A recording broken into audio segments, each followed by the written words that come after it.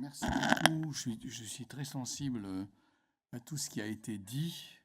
Et vous vous doutez bien aussi que je suis très sensible à cette initiative qui consiste à créer une université populaire du sport, tant ce genre de préoccupations et d'institutions, à mes yeux, manquait, si vous voulez. Jusqu'ici, je vais essayer de dire pourquoi.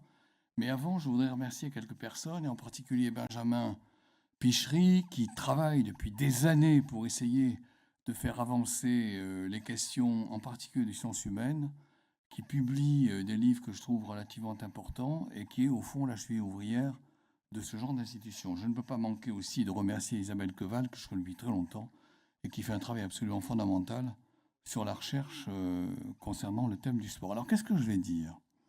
Écoutez, je vais essayer d'envisager 3 points assez rapidement, dans la mesure où d'autres évidemment vont parler, assez rapidement, dire un mot sur l'histoire de la recherche quand même, et la question de la recherche, dire un mot de ce slogan que je trouve terriblement provocateur et impressionnant, penser le sport pour comprendre le monde, ce que dit Benjamin Pichery, et troisièmement, essayer de penser aussi demain, si vous voulez. Donc ça fait 3 moments, en disant, sans hésiter, que lorsque Benjamin m'a dit, au fond, il faudrait parler de penser le sport pour comprendre le monde, je ne vous cache pas que ça m'est apparu plus que l'Everest. Donc j'ai oublié. Et puis le lendemain matin, je me suis rendu compte que j'avais dit OK. Autrement dit, j'avais accepté sans même me rendre compte. Donc vous allez me pardonner le fait que je ne peux pas répondre à cette question qui est considérable, mais je vais essayer quand même d'en dire quelque chose. Alors je reprends mes 3 points. Qu'est-ce qu'on peut dire de la façon dont la recherche s'est constituée? Il faut quand même revenir sur ce type de questions pour bien comprendre où nous en sommes aujourd'hui. Évidemment, la première recherche qui s'est produite, et c'est normal, c'est une recherche de type médical, physiologique, etc. Le grand livre qui m'a toujours impressionné et qui est vraiment une sorte de pierre, je dirais, de mémoire sur ce type de questions, c'est le livre de Lagrange, Physiologie des exercices du corps, 1888, c'est ancien. Mais Lagrange crée quelque chose de complètement neuf sur la façon dont on peut penser l'exercice, par exemple en disant un coureur, il peut pas être un coureur de sprint, il peut pas être un coureur de fond, il le montre, qu'est-ce que c'est que l'essoufflement, etc. J'entends les détails. Et en fait, alors que les sciences humaines s'étaient créées de manière assez consistante quand même, hein, dans les années 20-30, les recherches sur les psychologies de l'enfant, Piaget, Vallon, tout ça, au niveau des questions sportives et au niveau des questions de l'éducation physique, c'était quasiment absent. Et ce genre de recherche a commencé à émerger, à mes yeux en tout cas, hein, que, au fond, dans les années 60, lorsque certains responsables de l'ENSEP à l'époque, Madame Surel en particulier, proposaient qu'il y ait une 4e année. Les 3 années étant des années de formation et la 4e étant une année de recherche réservée à quelques-uns. Ça paraissait quelque chose de complètement nouveau, inédit, et en fait, ça n'a pas véritablement tenu. Ce qui s'est produit ensuite, j'en parlais avec Michel Chauveau tout à l'heure, et c'est très important, c'est que dans la nouvelle école, nouvelle ENSEP, qui s'est créée dans les années 70, au fond, le fait de parcourir les années, c'était très modeste, hein, ça ne dépassait pas 2 ans, mais le fait de parcourir les années devait aboutir à un mémoire de recherche. Et c'est là que pour la première fois, à mes yeux, s'est constituée de façon institutionnelle une recherche qui faisait effectivement assez largement dominer les sciences humaines, mais qui n'oubliait absolument pas ni la physiologie, ni même la psychophysiologie. Il y avait une session qui s'appelait la psychophysiologie et qui a abouti à des recherches que je trouve absolument remarquables sur la manière de percevoir la balle, par exemple. C'était Hubert Ripoll qui avait fait cela. Percevoir la balle en ping-pong, est-ce qu'on regarde la balle, est-ce qu'on regarde la main, etc. C'était des recherches magnifiques, ça. Et je sais que Michel Chauveau se lance dans la façon dont, au fond, se sont instituées ces recherches dans le monde de l'éducation physique et du sport. Et je crois que c'est extrêmement important pour comprendre comment les questions ont évolué et à quel point nous sommes aujourd'hui parvenus. Alors c'est vrai qu'à partir du moment où se crée une université, et nous réclamions l'université depuis très longtemps, déjà dans les années 60, 70, le numéro d'esprit en 75, revendications scientifiques, etc. C'est vrai qu'à partir du moment où l'université se crée, 1981, des recherches sont institutionnalisées, des thèses peuvent être faites, etc. Avec cela dit, ne m'en veuillez pas d'être partisan des sciences humaines, avec cela dit, dans le monde des STAPS, je trouve que la faveur donnée à la physiologie est quand même très importante et parfois un peu trop par rapport aux sciences humaines. Je dis ça avec le sourire et je ne dis pas ça avec de l'amertume et avec, je dirais, de l'acidité. Voilà ce que je voulais dire sur la recherche. Mais c'est très important de comprendre comment l'évolution s'est produite et à quel point nous en sommes aujourd'hui. Donc, les institutions sont fondamentales. Et le fait de créer effectivement une université populaire, c'est créer une institution qui doit et qui va se pencher sur les problèmes de la recherche. Ça, c'était mon premier point.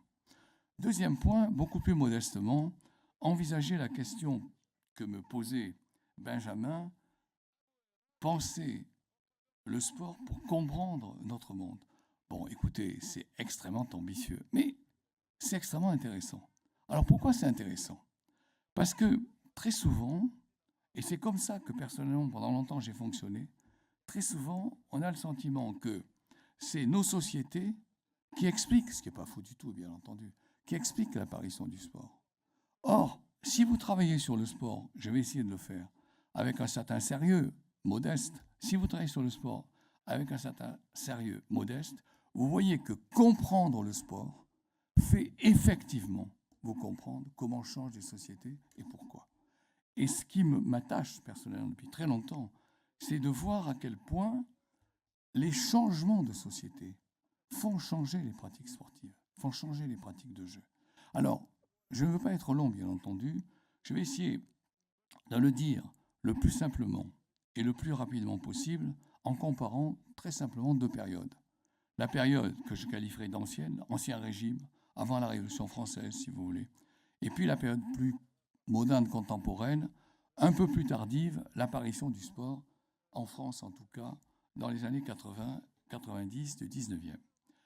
Si vous prenez l'exemple des pratiques anciennes, certains disent oui, c'était des pratiques de sport, etc. On peut utiliser le mot comme on veut, bien entendu. On peut dire sport, jeu, etc. Mais ce n'était pas les pratiques de sport telles qu'on les entend aujourd'hui, avec des institutions, des fédérations, des compétitions, des règlements internationaux, etc. Évidemment que non. Et dans ce non, la façon dont vous comprenez le fonctionnement du jeu dans les périodes anciennes vous fait comprendre la société ancienne, vous montre quels étaient les accents de cette société, quelles étaient les contraintes et quelles étaient en quelque sorte les normes de cette société. Alors pourquoi?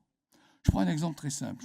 Il y a très peu de mémoire, il y a très peu de mémoire, je veux dire, de récits chroniques sur les pratiques par les pratiquants anciennes. Il y a évidemment des traités de jeux, mais des gens qui racontent les jeux qu'ils ont faits ou les jeux qu'ils font, c'est extrêmement rare dans les époques anciennes. Mais ça existe, ça existe. En particulier, vous avez les mémoires d'un certain Vitrier qui s'appelle Ménétra, qui ont été republiés par Daniel Roche dans les années 90 et qui sont magnifiques pour comprendre quelles étaient ces pratiques anciennes. Il y a d'autres mémoires aussi, en particulier de Chavat, qui ont été publiées par Lautin, qui est un prof d'histoire à Lille, et qui sont extrêmement parlantes. Ménétra. Ménétra, c'est un compagnon ouvrier, compagnon du devoir, vous savez, les compagnons classiques. Il vit dans les années 80 du XVIIIe siècle. Et il dit, j'ai mon travail. Et son travail est très particulier. Ce n'est pas celui que l'on entend aujourd'hui. C'est quelqu'un qui, par exemple, lance une sorte de contrat avec des clients. Et le contrat tient sur le fait qu'il doit réaliser telle œuvre et il a tant de temps. Donc il n'a pas de contraintes. C'est très curieux et intéressant. Il n'a pas de contraintes journalières. Alors que les contraintes journalières existent aussi pour bien des compagnons et des ouvriers au XVIIIe, évidemment. Il n'a pas de contraintes journalières. Donc, il gère son temps. Et il joue. Bon, qu'est-ce qu'il joue? Un jour, il joue à la pomme. Un autre jour, il joue à la boule. Un autre jour, il fait même parfois des courses à la barque, sur la Seine, etc. Et il parie. Alors, c'est très intéressant, le pari. Je me rends compte que si je me laisse aller, je vais être trop long et je ne voudrais pas. Mais c'est très intéressant, le pari. Parce que le pari tient au fait que vous devez faire confiance à votre adversaire. Et pour lui faire confiance, il y a un enjeu d'argent. Alors qu'aujourd'hui, ce n'est pas la peine. C'est la règle. C'est l'institution. C'est l'arbitre. Vous voyez? Et ça renvoie au fonctionnement ancien. Il n'y a pas d'institution. Donc le pari est très important. Mais alors, pourquoi je vous dis tout ça? Parce que les jeux changent. Parce qu'il n'y a pas une sorte de temps qui va se consacrer aux compétitions successives avec une progressive sélection, ça n'existe absolument pas. Il y a des rencontres, on joue, on change. Donc, de ce point de vue, le temps n'est pas orchestré tel que nous l'entendons. Mais l'espace aussi n'est pas orchestré tel que nous l'entendons. Autrement dit, un jour, je fais de la barque, elle n'est pas du tout installée comme l'est aujourd'hui, par exemple, la rivière, lorsque vous faites du canoë, voyez. Ou je change, je joue aux boules. Et les boules, c'est la place du village. Ou les boules, ça peut être un lieu complètement différent, un jardin, etc. Donc, il y a deux choses importantes qui sont très intéressantes dans cette affaire. C'est le temps, qui n'est pas le temps que nous entendons, progressif. Isabelle, qui a travaillé sur les performances, a très bien montré que c'est un temps qui change à la fin du XVIIIe. Ce n'est pas le temps progressif, c'est le temps un peu ouvert. Et l'espace, c'est un espace incoatif. Ce n'est pas un espace organisé. Ça veut dire qu'il n'y a pas, contrairement à ce que nous connaissons aujourd'hui, une institution qui va régler l'espace et qui va redistribuer l'argent récolté à travers l'impôt pour créer des espaces spécifiques de sport. Ça n'existe pas. Donc vous avez un espace complètement différent. Vous avez un temps qui est complètement différent. Je pourrais continuer sur le temps de travail qui n'est pas le même, la parcellisation du temps dans la journée, etc. Et puis troisièmement, ce qu'on oublie, vous avez un type de relation, un relationnel, qui n'est absolument pas le même qu'aujourd'hui. Pourquoi ce n'est pas le même? Pour trois raisons. Un, la distance sociale radicale. Ménétras, c'est un vitrier. Jamais il ne pourrait jouer avec un avocat. Lequel avocat, jamais ne pourrait jouer avec un noble. Donc il y a une hiérarchie fondamentale. Ça change complètement la société. Ça change complètement la façon dont on envisage les relations entre les gens, l'univers, les réussites, les échecs. Ça, c'est radicalement un autre monde. On n'arrive pas encore à bien saisir à quel point c'est différent. Deuxièmement, Ménétras ne parle jamais d'une présence féminine. Au contraire, il a tendance à mépriser la présence féminine. Donc il y a dans son jeu, indirectement, mais de façon très intéressante, une misogynie absolue, si vous voulez.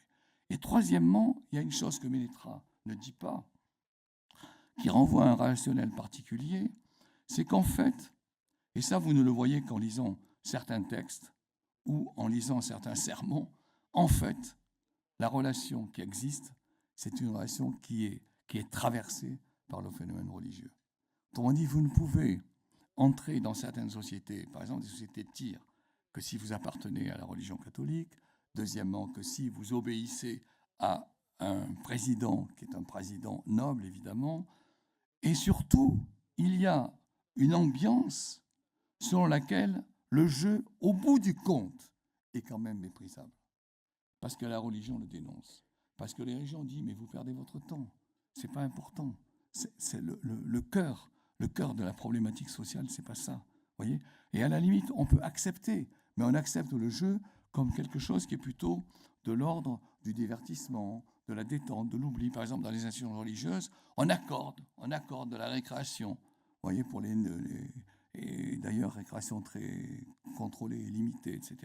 Donc, ça fait quand même des différences qui ne sont pas secondaires. Hein. L'espace, le temps, le relationnel. Et puis, quatrième point, qui me paraît important aussi, parce qu'aujourd'hui, Dieu sait si ici, c'est montré de manière magnifique. Quatrième point, la pratique. La pratique, ce n'est pas un objet, précisément parce qu'elle est un peu méprisée, ce n'est pas un objet de grande observation technique. Si vous voulez. Elle existe très fortement, beaucoup plus qu'on l'imagine. Parce que je fais une parenthèse. Souvent on dit, mais avant, il ne jouait pas, il ne faisait rien. C'est faux, complètement faux. La pratique est très présente. Mais elle n'est pas l'objet d'une attention technique soutenue, sauf certaines pratiques nobles, qui est effectivement l'épée, par exemple. L'épée, le cheval, oui, là, il y a une observation technique précise, mais qui ne renvoie même pas, d'ailleurs, aux exigences que nous connaissons aujourd'hui, et qui sont des exigences mécaniques, qui sont des exigences physiologiques, etc. Donc, la pratique, elle est un peu incoative. Et vous voyez dans certains textes, moi je trouve ça très amusant et j'adore, dans certains textes, vous voyez, je pense à un texte de natation de Thévenot, fin 17e, 1680, vous voyez une image où l'auteur vous dit, vous savez, si vous voulez, en nageant, plonger, en entrant sous l'eau, eh bien, regardez ce que montre l'image. Mais il n'est absolument pas capable de vous dire comment fonctionne la mécanique et comment on peut arriver à basculer pour descendre sous l'eau. Donc, je ne veux pas être trop long, mais je m'en tiens là. Qu'est-ce que j'ai fait? Je vous ai montré que dans une certaine mesure, bien sûr, la société vous parle la façon dont la pratique fonctionne. Mais ce que je vous ai montré, c'est que la pratique, elle révèle une société. Et elle la révèle de façon parfois beaucoup plus profonde qu'on ne le croit. Par exemple, la présence du religieux, la présence de la critique sur la pratique, la présence de la critique, ah, c'est de la passion, ah, c'est de la perte de temps, ah, c'est pas important, ah, c'est pas formateur, etc. Vous voyez? Donc, c'est intéressant de voir, je ne veux pas vous excessivement faire abuser de l'histoire, mais c'est extrêmement important de voir comment travailler sur la pratique, essayer de comprendre la façon dont elle fonctionne, vous révèle du social. Alors du coup, eh bien, qu'est-ce qui s'est passé à la fin du XIXe siècle? Qu'est-ce qui s'est passé lorsque le sport est apparu? J'ai oublié de vous dire une chose aussi, qui est importante. Vous voyez, du coup, si je viens au XIXe, je me rends compte que je n'ai pas assez parlé d'un point qui existe dans les périodes antérieures. C'est quoi? C'est que le règlement change. Lorsque vous changez de vallée, le règlement n'est pas le même pour les boules, le règlement n'est pas le même pour le tir à l'arc ou pour la paume. Ça veut dire quoi? Ça veut dire que, vous voyez, ce que je ne disais pas qui était important, ça veut dire que travailler sur ces sautiers-là vous montre qu'en fait, l'univers de la société ancienne, c'est un univers très émietté. C'est un univers très éclaté. C'est très sectorialisé. Une vallée n'a pas vraiment de rapport avec l'autre vallée. Les terroirs sont extrêmement importants. Or, qu'est-ce que révèle le sport? Vous voyez, c'est ici que j'en viens. D'abord, le sport révèle la fin des terroirs. La fin des terroirs. Ça circule, on bouge. Chemin de fer, l'école, sur les vallées, on passe. Vous voyez, ça veut dire quoi? Ça veut dire qu'on entre en contact. Si on entre en contact, on peut commencer à unifier les jeux. C'est dangereux de trop unifier, mais on peut unifier les jeux. On peut unifier des règlements. On peut unifier des rencontres. Et donc, cette fin des terroirs, c'est beaucoup plus qu'on ne le croit, une vraie révolution de notre société contemporaine.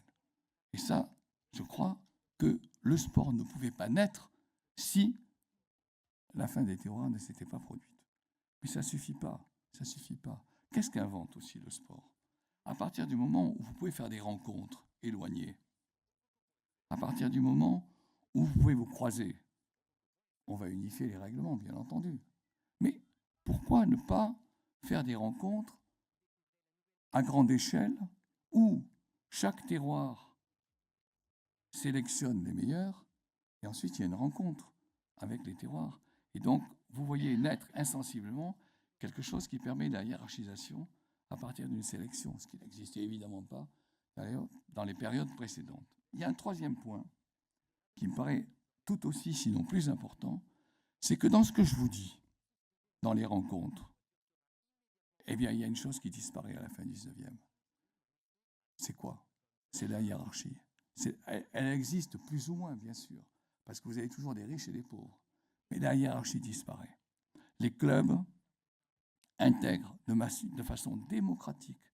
Le sport n'existe que s'il y a démocratie. Les sports intègrent de façon démocratique la possibilité que puissent concourir X, Y, Z. Ça veut donc dire, idéal sportif, que chacun part exactement au même niveau. Et ce qui va différencier au niveau du résultat, c'est quoi? Ce qui est l'idéal de nos sociétés à nous. Le travail, la persévérance, mais aussi le talent. Ne l'oublions pas, évidemment le talent. Mais ça suppose que les gens sont mis au même niveau. Donc c'est une invention absolument fondamentale et beaucoup plus importante qu'on ne le croit. Et ça renvoie à quoi? Ça renvoie au changement qui porte sur les 4 points dont je parlais tout à l'heure. L'espace. L'espace lointain qui se met à être unifié et l'espace proche. Puisque pour pouvoir faire des rencontres qui unifient la diversité, il faut que les espaces soient les mêmes. Je prends un exemple qui m'avait passionné quand je travaillais là-dessus. C'est les vélocipèdes. Vous lisez les revues de vélocipèdes des années 80. Bon, c'est pas encore le vélo. Le vélo, c'est plus aux fin des années 80. Et on vous parle des rencontres. Alors on vous dit oui, à Bordeaux, le 20 mai, il y a eu une rencontre qui a opposé tel et tel champion. Et oui, mais le 20 mai, il y a eu aussi une rencontre à Grenoble qui a opposé tel et tel. Et alors, conclusion, comment se fait-il que des rencontres comme ça puissent avoir lieu en même temps alors qu'on pourrait peut-être les organiser? Ça veut dire quoi? Ça veut dire organiser le temps. Ça veut dire chronologiser le temps. Donc, espace, temps. Mais c'est beaucoup plus important qu'on ne le croit, l'affaire du temps. Parce que l'affaire du temps crée des organisations successives qui permettent la sélection et, au bout du compte, un résultat final. Ça veut dire que le temps n'obéit plus forcément au temps religieux auquel les peuples antérieurs avaient tendance à obéir, avec les fêtes de village, les fêtes de Saint-Patron, etc. Donc on sort insensiblement de l'univers religieux et on y sort d'autant plus que le jeu, à partir de ce moment-là, se met à ne plus être un jeu nécessairement contestable, passionnel, porteur de choses plus ou moins obscures, dangereuses, violentes, etc. Mais le jeu peut être formateur. Et dans un certain sens, je trouve, je peux me tromper, mais je trouve que cet idéal de formation, il obéit quand même à la société démocratique qui cherche à faire en sorte que les gens mis au même niveau se distinguent à partir du talent, de la force, etc. Et donc le jeu sportif apprend ce genre de choses. Je pense aussi, mais je peux me tromper, que une chose dont je ne parlais pas, et qui est l'émergence du loisir, c'est l'émergence d'un temps libre. Voyez, ça c'est très important. Le travail n'est plus du tout sectionné de la même façon. Le travail, il est tous les jours, on termine à telle heure, on a droit aux vacances, il y a le dimanche, etc. Et donc ça permet évidemment cela de la pratique, et ça permet du spectacle. Et je pense aussi que la façon dont certaines passions sont rentrées dans le fait de pratiquer avec plaisir, a eu tendance à se légitimer en disant, vous voyez, ça forme aussi. Il y a les deux. Il y a à la fois l'exigence démocratique et il y a aussi cette exigence-là qui vient, au fond, de légitimer le plaisir que nous avons pour lui donner un sens, une profondeur et une portée. Je parle de l'espace, je parle du temps. Mais concernant l'espace, il faut ajouter que nos sociétés, ce sont des sociétés qui se sont enrichies par rapport aux périodes précédentes et qui ont la possibilité de créer des terrains à partir de la richesse collective et pas des terrains qui étaient comme ça, incoatifs auparavant, vous voyez. Donc ça, c'est quand même, à mon avis, extrêmement important et ça nous fait comprendre, au fond, qu'est-ce que c'est que nos sociétés. Ce sont des sociétés qui se sont fondées sur la démocratie, fondamentalement. Ce sont des sociétés qui se sont éloignées du repère religieux. Ce sont des sociétés qui ont donné beaucoup plus d'importance au spectacle qu'ils ne l'avaient auparavant, au loisir. Et le spectacle va devenir de plus en plus important. Et cela, qu'est-ce que ça va créer? Pour bien le comprendre, une fois encore, je ne veux pas être trop long, mais pour bien le comprendre, attardons-nous un instant sur le Tour de France. Qu'est-ce qu'a inventé Desgranges? Desgranges, propriétaire de l'auto, qui est concurrentiel d'un autre journal, Le Vélo, et qui se dit comment vendre davantage mon journal, l'auto. Et il invente une épreuve. Et il va dire, on va faire quelque chose d'extraordinaire, le Tour de France, on va concurrencer les locomotives, on va payer les coureurs, on va faire le Tour de la France en vantant la mécanique, les vélos, etc. Mais c'est pas que ça qu'a fait Desgranges. Desgranges, il a inventé un spectacle. Mais ce spectacle, si vous voulez, quand vous êtes sur, je pense à une description de Colette sur le bord de la route qui dit « J'ai vu des gens passer, le dos un arceau, le visage rempli de boue, j'ai rien reconnu, etc. » Très bien. Quand vous êtes au bord des routes, vous voyez rien. Ou peu. Même si quand même c'est excitant. Bon. Mais le plus important, c'est le journal qui va vous raconter l'épreuve, qui va vous raconter comment ça s'est passé. Et donc Desgranges, il va exciter un certain type de spectacle en jouant à la fois sur le live et en jouant sur le texte. Il va même inventer, moi je trouve que c'est très important, une véritable littérature journalistique, une presse sportive. Il va inventer une presse sportive. Donc le fait de dire, vous voyez, au niveau historique, le fait de dire, mais la presse sportive, ça a toujours existé, mais pas du tout. Ça s'est inventé avec le sport, évidemment, avec un certain style aussi, dont Antoine Blondin est un des meilleurs représentants. Mais ça ne suffit pas de dire ça. Quand vous avez dit que Desgranges, il gagne de l'argent en vendant son journal, oui, mais il fait davantage. Dans son journal, il met de la publicité. Et donc, il gagne de l'argent avec les gens qui viennent lui apporter, en quelque sorte, leur propre sigle, si vous voulez, leur logo. Vous savez, que fait la télévision aujourd'hui? Elle fait ça, tout simplement. de manière beaucoup plus subtile et de manière beaucoup plus profonde, mais elle fait ça. Donc, je continue, espace, temps, un certain type de marché qui est fondé sur le spectacle et qui est fondé sur le loisir. Continuons un instant la question de la technique. La question de la technique, à partir du moment où le sport devient si important, suivi, plaisir, live, excitation, la question de la technique est incontournable. Il faut améliorer de plus en plus sa performance. Et ça, indiscutablement, on voit monter l'exigence technique avec la réussite sportive. C'est une exigence qui naît indiscutablement avec le XXe siècle. Mais avant même les recherches de physiologie ou avant même, évidemment, les recherches de sciences humaines. De plus en plus précise, la technique du vélo, c'est quelque chose de fabuleusement précis, impressionnant, méticuleux, magnifique. Donc le sport ne peut pas être étranger à la question technique à laquelle les pratiques anciennes l'étaient quand même relativement. Dernier point, la réussite. Ça, sa partie d'azur, ciel bleu, mais ça, sa partie obscure aussi. Et sa partie obscure, vous le savez aussi bien que moi, c'est violence. C'est l'envers presque, je dirais, incontournable par certains côtés. Violence, dopage et corruption. Ce sont les 3 points noirs auxquels le sport est inévitablement confronté. Ce sont 3 points noirs auxquels, inévitablement, le fait de créer une université populaire ne peut pas ne pas se préoccuper de ce type de questions, bien sûr, pour arriver à faire en sorte que le sport vive d'une manière, je dirais, plus sereine que d'une façon totalement crispée. Alors, je pourrais dire beaucoup plus, mais j'ai quand même un 3e point. J'ai un 3e point sur lequel je vais être relativement court. Ce 3e point, c'est quoi?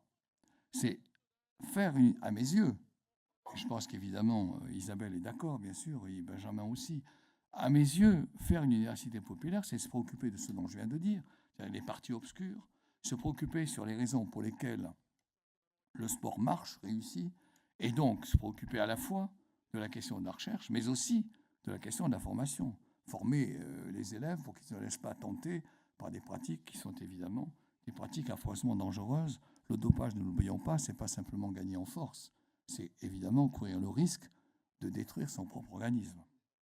Et puis, il y a un dernier point, auquel personnellement je n'avais jamais pensé, et auquel je suis contraint de penser lorsque je constate penser le monde. Lorsque je constate à quel point notre monde aujourd'hui devient à la fois beaucoup plus complexe et, dans une certaine mesure, beaucoup plus dangereux. Et quand je pense à ça, je constate que la réponse de la nation n'est pas forcément une réponse suffisante. Autrement dit, c'est pas lorsque vous avez créé une sorte d'armée importante au niveau d'un petit pays, je pense au Luxembourg ou à Monaco, que vous pourrez résister à l'affrontement de X ou Y. Donc ça suppose des convergences. Et en particulier, bien sûr, à mes yeux, ça suppose une convergence européenne forte. Or, ne m'en veuillez pas de dire ça, mais je le dis avec le sourire et je le dis de manière convaincue. Or, le sport risque de nous maintenir dans une perspective nationale. Et ça, c'est un des risques. Et ça, c'est une des responsabilités, à mon avis, dont il faut arriver à sortir pour que des épreuves soient pensées davantage sur le mode qui prenne en compte la confrontation, je dirais, positive avec les États et pas forcément la confrontation hostile. J'en terminerai là-dessus. Je vous remercie. J'ai été long, mais je sais que vous me pardonnez.